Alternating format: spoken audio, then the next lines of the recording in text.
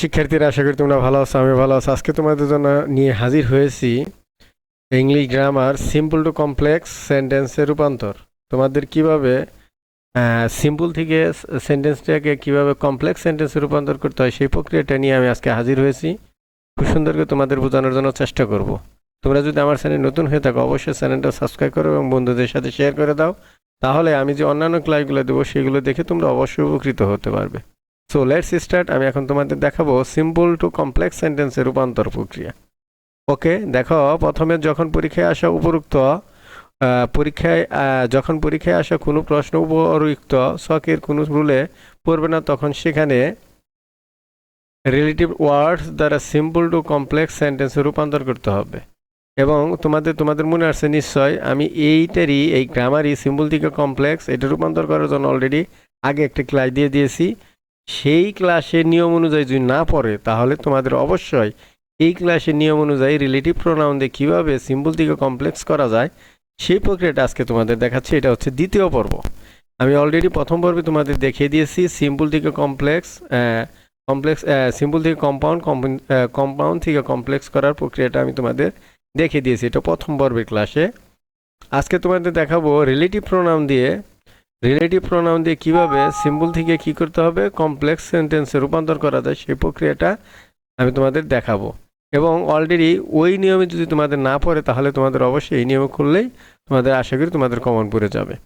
তোমরা দেখো, relative word দ্বারা সিম্পল টু কমপ্লেক্স সেন্টেন্সের রূপান্তর। মনে রাখতে হবে, কমপ্লেক্স সেন্টেন্সের সাবজেক্ট সবসময় দুইটি হবে। এই কথা তোমাদের অবশ্যই মনে রাখতে হবে। কমপ্লেক্স সেন্টেন্সের সাবজেক্ট হবে দুইটা, এবং কম্পাউন্ড সেন্টেন্সের সাবজেক্ট হবে কয়টা? একটা। এবং সিম্পল সেন্টেন্সের সাবজেক্ট হবে একটা। কিন্তু কমপ্লেক্স সেন্টেন্সের সাবজেক্ট হবে সবসময় দুইটা করে।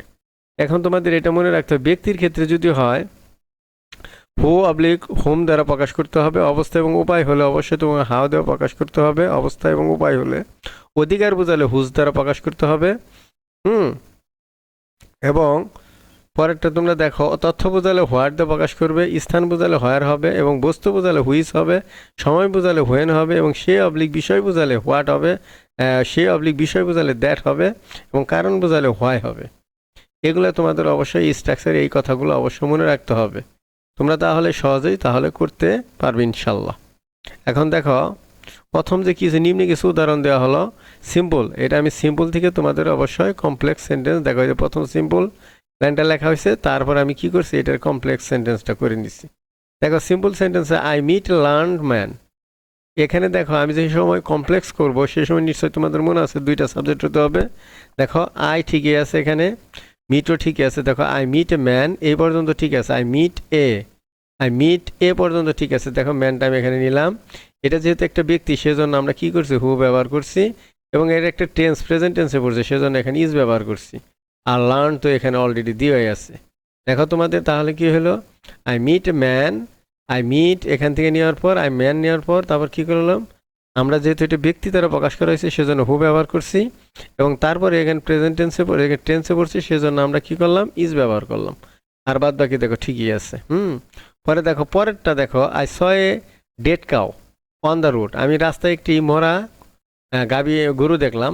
সেটাকে যদি তুমি কি করতে চাও, এটাকে যদি তুমি কমপ্লেক্স সেন্টেন্স রূপান্তর করতে চাও, তাহলে তোমাদের কি করতে হবে, আই স এ কাউ। দেখো, এখানে আই স এ কাউ এ পর্যন্ত দেখলাম, তাহলে আই হলো সাবজেক্ট, আর স তো দেখলাম। এখন এ কাউ দেখলাম। দেখো, এখানে আই স এ কাউ এ পর্যন্ত দেখা শেষ। আমরা নিলাম, নেওয়ার পর দেখো, এটা যেহেতু একটা বস্তুকে প্রকাশ করতেছে, সেজন্য দ্যাট ব্যবহার করা হয়েছে।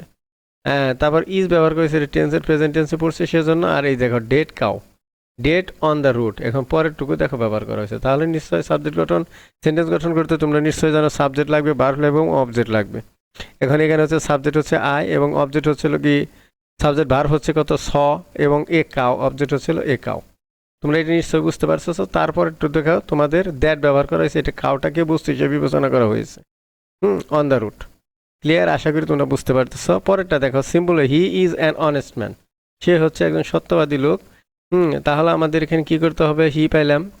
তারপর কি হলো, দেখো, ইজ ব্যবহার করছি, হি ইজ ম্যান। দেখো, হি ইজ ম্যান। ও এটা যেহেতু একটা ব্যক্তিকে প্রকাশ করছে, সেজন্য হু ব্যক্তিকে প্রকাশ করছে, এবং এটা প্রেজেন্ট টেন্সের জন্য সেজন্য ইজ ব্যবহার করা হয়েছে এবং পরেরটা দেখো অনেস্ট ব্যবহার করা হয়েছে। দেখো এখানে কিন্তু দেখো দুইটা সাবজেক্ট কমপ্লেক্স সেন্টেন্সে তোমাদের নিশ্চয় মনে আছে দুইটা, এখানে হি একটা আছে, হো ইজ এ ম্যান, হো দেখো আরেকটা হচ্ছে এইটা হচ্ছে who is a man, he is a man, সে হচ্ছে একজন মানুষ এবং কি হু ইজ দ্য অনেস্ট, সে হচ্ছে একজন সত্যবাদী লোক, সেজন্য এখানে দুইটা সাবজেক্ট ব্যবহার করা হয়েছে, একটা হচ্ছে হি একটা হচ্ছে হু।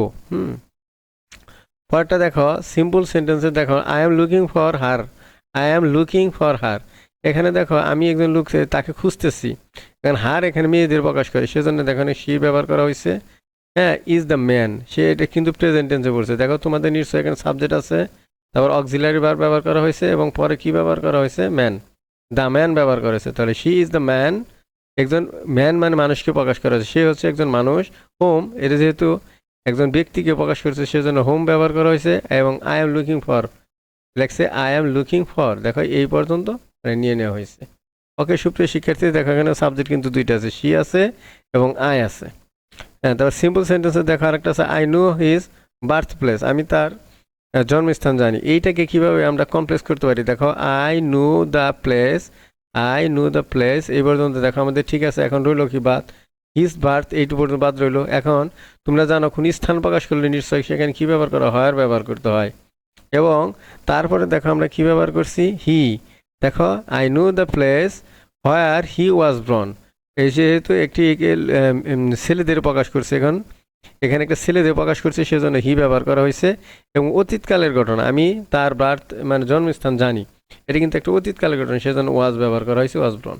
হ্যাঁ নিশ্চয় সুপ্রিয় শিক্ষার্থীরা তোমরা বুঝতে পারতেছো এখানে ওয়াজ কেন ব্যবহার করেছে, অতীতকালের ঘটনা সেজন্য। দেখো তারপরটা দেখো I know the time of his arrival, এখন দেখো I know the time of his arrival, এটাকে আমরা যদি কমপ্লেক্স সেন্টেন্সে রূপান্তর করতে চাই দেখো আই নো দ্য টাইম এই পর্যন্ত সব ঠিকই আছে। এবং তোমরা জানো একটা সময় প্রকাশ করতে নিশ্চয়ই তোমাদের ওয়েন প্রকাশ করতে হবে, এবং এখানে সাবজেক্ট কিন্তু তোমাদের আগে বলা হয়েছে যে কমপ্লেক্স সেন্টেন্সের সাবজেক্ট কিন্তু দুইটা থাকবে, একটা হলো আই আর হলো হি, এই লোকটা হচ্ছে একটা ছেলে মানুষের জন্য হি ব্যবহার করা হয়েছে। আর দেখো বাদ বাকি অ্যারাইভস ঠিকই আছে। আই নো দ্য টাইম আমি সময় জানি, ওয়েন হি অ্যারাইভ সে যখন পৌঁছাবে, অ্যারাইভস। হ্যাঁ তারপরটা দেখো সিম্পল সেন্টেন্সের tell me the reasons of your failure, দেখো টেল মি দ্য রিজনস এই পর্যন্ত সব ঠিকই আছে। এবং কোনো কারণ বোঝালে অবশ্যই তোমরা জানো, তোমাদের অলরেডি আমি তোমাদের শখ দেখাইছি এর আগে, হোয়াই ব্যবহার করতে হবে, কারণ দেখালে হোয়াই ব্যবহার করতে হবে। তোমরা এই যে নিশ্চয়ই তোমরা এখানে দেখেছ যে কারণ বোঝালে হোয়াই ব্যবহার করে, দেখো যে কারণ বোঝালে হোয়াই ব্যবহার করতে হবে, এই দেখো তোমরা কারণের পরে হোয়াই ব্যবহার করছো, তাহলে কি হলো এই হোয়াই ব্যবহার করে ইউ ফেইল, দেখো সাবজেক্ট হচ্ছে tell me the reason why you fail. অবশ্যই আশা করি তোমরা সুপ্রিয় শিক্ষার্থীরা আশা করি তোমরা বুঝতে পারছো। পরেরটা দেখো simple he is sure of success, তাহলে হি হলো ইজ হলো শিওর হলো দ্যাট, এবং কোনো বস্তুকে বোঝানো হচ্ছে সেজন্য দ্যাট ব্যবহার করা হচ্ছে, হি উইল সাকসেড। হ্যাঁ দেখো he is the sure, he is sure that এই পর্যন্ত হলো। তারপর দেখো একটা সাবজেক্ট এবং দ্বিতীয় সাবজেক্টে দেখো হি উইল সাকসেড, এবং দেখো এখানেও কমপ্লেক্স সেন্টেন্সে দুইটা সাবজেক্ট ব্যবহার করেছে, একটা হি এখানে দেয় আরেকটা হি। তোমরা সুপ্রিয় ভিউয়ার্স বা শিক্ষার্থীরা তোমরা অবশ্যই আশা করি তোমরা বুঝতে পারতেছো। পরেরটা দেখো তোমরা এবং স্ট্রাকচারটা অনেকটা এমন হয়, মনে রাখতে হবে কমপ্লেক্স সেন্টেন্সের সাবজেক্ট দুইটা হবে, এবং তোমরা যদি এভাবে স্ট্রাকচারটা মনে রাখো এভাবে রাখতে পারো, তোমরা অনেকটা এভাবেও রাখা যায়, এটা একটা বিকল্প প্রসেস হতে পারে। ইট ইজ অবলিক ওয়াস এটা ব্যক্তির ক্ষেত্রে হু ব্যবহার করতে হবে, ইট ইজ অবলিক ওয়াস এটা হুইজ অবলিক দ্যাট ব্যবহার করতে হবে বস্তুর ক্ষেত্রে, ইট ইজ অবলিক ওয়াস এটা ব্যবহার করতে হোয়েন সময়ের ক্ষেত্রে, ইট ইজ অবলিক ওয়াস এটা ব্যবহার করতে হোয়েন বা স্থান, হওয়ার বা স্থান বা সময় বোঝানোর ক্ষেত্রে এটা ব্যবহার করা যেতে পারে। এটা তোমাদের অবশ্যই মনে রাখতে হবে, তাহলে তোমরা করতে পারবে। দেখো আমি কয়েকটা উদাহরণ করছি। Simple sentence my brother is a national gold medalist, আমার ভাই হচ্ছে একজন জাতীয় স্বর্ণ বিজয়ী, তাকে যদি আমি এখানে কমপ্লেক্স সেন্টেন্স রূপান্তর করি, দেখো আমি তোমাদের বলে দিছি প্রত্যেকটা সেন্টেন্সে দেখো ইট ইজ আছে, এই ইট ইজ ব্যবহার করছি যেহেতু দেখো এই যে ইট ইজ এখানে দিলাম, হ্যাঁ ইট ইজ মাই ব্রাদার এটা ভাইকে দিলাম, এবং একটা প্রেজেন্ট টেন্সের ঘটনা সেজন্য আমরা ইট ইজ ভাই যেহেতু একটা ব্যক্তিকে প্রকাশ করছে সেজন্য আমরা হু ব্যবহার করছি, এবং is a national gold medalist. তোমরা সুপ্রিয় শিক্ষার্থীরা আশা করি তোমরা বুঝতে পারতেছো। দেখো ইট ইজ ঠিকই আছে, তারপরে আমি এখানে কি করলাম মাই ব্রাদার নিলাম, মাই ব্রাদার নেওয়ার পর দেখো কোনো ব্যক্তি হলে নিশ্চয় হু ব্যবহার করতে হবে, আর বাদ বাকি দেখো he is a national gold medalist, এটুকু অন্তত তোমরা বুঝতে পারতেছো, এটুকু ঠিক আছে। হ্যাঁ এটা হয়ে গেল সিম্পল থেকে কমপ্লেক্স প্রথমটা। পরেরটা দেখো মাইন্ড ইজ, এইটাকে যদি আমরা সিম্পল থেকে কমপ্লেক্স সেন্টেন্সে রূপান্তর করি, তোমরা জানো ইট ইজ এই পর্যন্ত দিতে হবে, তারপর মাইন্ডটা দিয়ে দিলাম। এটা যেহেতু একটা বস্তুকে প্রকাশ করতেছে, যেহেতু একটি বস্তুকে প্রকাশ করতেছে, সেজন্য হুইজ দিয়ে প্রকাশ করা হয়েছে। তাহলে it is mind which that is wealth. এটা আশা করি তোমরা বুঝতে পারতেছো। তাহলে এটা হচ্ছে it is mind which that is wealth. হ্যাঁ সুপ্রিয় ভিউয়ার্স, তোমরা বুঝতে পারছো। ট্রুথফুলনেস ইজ পাওয়ার, সত্যবাদিতা হচ্ছে একটু শক্তি। ইট ইজ দিবে, এটা স্ট্রাকচার হয়ে যাবে। তারপর ট্রুথফুলনেসটা দিয়ে দাও। তারপর হুইজ অবলিক দ্যাট, যেহেতু ট্রুথফুলনেস একটা বস্তুকে বোঝানো প্রকাশ করতেছে, সেজন্য হুইজ অবলিক দ্যাটটা ব্যবহার করতে পারো। আর এটা যেহেতু প্রেজেন্ট টেন্সের ঘটনা, সেজন্য ইজ ব্যবহার করছো, আর পাওয়ার জাস্ট তাই। দেখো ট্রুথফুলনেস এটা তোমার স্ট্রাকচার ইজ হবে। তারপর ট্রুথফুলনেস দিয়ে দিলাম। তারপর বস্তু বলে সেজন্য হুইজ অবলিক দ্যাট ব্যবহার করছি, এবং ইজ পাওয়ার এটা দিয়ে দিলাম। সুপ্রিয় ভিউয়ার্স, আশা করি তোমরা বুঝতে পারতেছো সিম্পল থেকে কমপ্লেক্স কীভাবে করতে হবে। Simple, Eidul Azha is the most celebrated festival for Muslim. এটাকে যদি তোমরা করতে চাও তাহলে ইট ইজ দিবা। তারপর ঈদুল আজহা সাবজেক্টটা দিয়ে দিলা, হুইজ অবলিক দ্যাট দিলে, এই কারণে যে এখানে কী হবে, এটা একটা বস্তুকে প্রকাশ করতেছে। আর দেখো সব ঠিক আছে। Is the most celebrated festivals for the Muslim. সুপ্রিয় ভিউয়ার্স, তোমরা আশা করি বুঝতে পারতেছো সিম্পল থেকে কীভাবে কমপ্লেক্স সেন্টেন্সে রূপান্তর করা যাবে। সিম্পল দেখো আরেকটা আছে, আমরা দেখতেছি কাজী Nazrul Islam was born in 1899। এটাকে যদি তোমরা কমপ্লেক্স সেন্টেন্সে রূপান্তর করতে চাও, তোমরা নিশ্চয়ই জানো কাজী নজরুল ইসলাম অনেক আগে জন্মগ্রহণ করছে, সেজন্য ইট ইজ না দিয়ে এখন আমরা দেখো এটা কিন্তু প্রেজেন্ট টেন্সের ক্ষেত্রে ইট ইজ ব্যবহার করছি।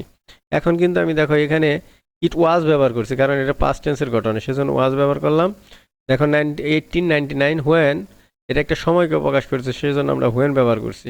দেখো it is 1899 when Kazi Nazrul Islam was born, এটুকু বাদ বাকি দেখো সব ঠিক আছে। ইট ওয়াজ 1899, তারপর দিলাম হোয়েন, তারপর দেখো Kazi Nazrul Islam was born in, Kazi Nazrul Islam was born, এই পর্যন্ত দিয়ে দিলাম। অত্যন্ত খুব সুন্দরভাবে সিম্পল থেকে কমপ্লেক্সটা হয়ে গেল। এখন সুপ্রিয় ভিউয়ার্স বা শিক্ষার্থীরা, আশা করি তোমরা বুঝতে পারতেছো কীভাবে সিম্পল থেকে কমপ্লেক্স সেন্টেন্স রূপান্তর করা যাবে। সেজন্য আমি অলরেডি তোমাদের দুইটা নিয়ম, একই জিনিসের দুইটা নিয়ম আমি তোমাদের দেখিয়ে দিয়েছি। আশা করি তোমরা দুইটা নিয়ম দেখলো, অবশ্যই তোমরা সিম্পল থেকে কমপ্লেক্স সেন্টেন্সে কীভাবে রূপান্তর করা যাবে সেই পুরো প্রক্রিয়াটা তোমরা সুন্দরভাবে করতে পারবে, এবং তোমরা অবশ্যই পরীক্ষায় অবশ্যই সফল হতে পারবে। সো পরবর্তী ভিডিও দেখার জন্য, অন্যান্য ক্লাস দেখার জন্য, গণিত হতে পারে, ইংলিশের অন্যান্য গ্রামার হতে পারে, একটা স্টেপ বাই স্টেপ আমি তোমাদের দেখিয়ে দেবো। তোমরা যদি আমার চ্যানেল নতুন হয়ে থাকো, অবশ্যই আমার চ্যানেলটা সাবস্ক্রাইব করবে এবং বেল আইকন বাজিয়ে দাও, বন্ধুদের সাথে শেয়ার করো। তাহলে আমি স্টেপ বাই স্টেপ যে ক্লাসগুলো দিব, আজকে যেমন সিম্পল থেকে কমপ্লেক্স দিলাম, তারপর অন্যান্য ক্লাসগুলো দিব, অ্যাফার্মেটিভ টু নেগেটিভ, অন্যান্য ক্লাসগুলো যেগুলো দিব সেগুলো দেখে অবশ্যই উপকৃত হতে পারবে।